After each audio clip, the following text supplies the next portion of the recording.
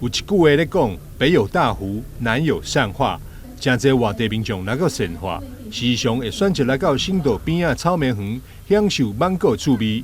毛袂少南部乡亲第一届挽草莓，就是献给善化区的草莓园。以前有来善化这边采过草莓吗？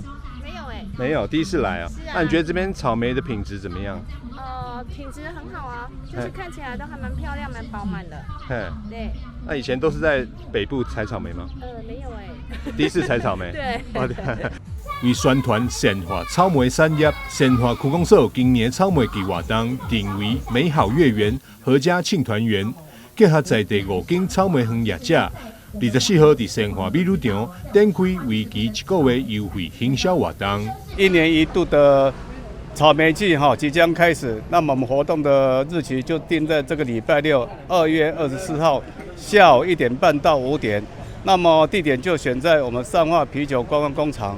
那么活动当天呢，因为我们希望外地的游客能够来到我们善化草莓来采果乐，所以我们在火车站、还有会场、还有草莓这边设有接驳车。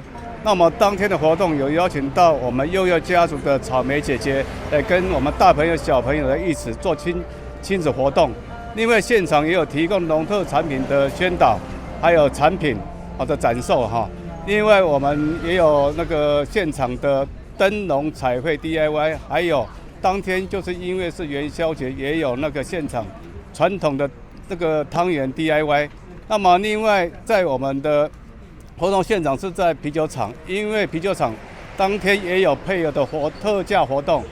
24日草莓季开幕当天，伫现场除了有新鲜的草莓会当采讲，还有特色刺激草莓花灯、趣味摇元宵，更邀请到悠悠家族草莓姐姐来到现场，甲大小朋友同乐。善化区公所欢迎市民大众伫这礼拜六做伙来到善化美女场食草莓庆元宵。记者张世伟采访报道。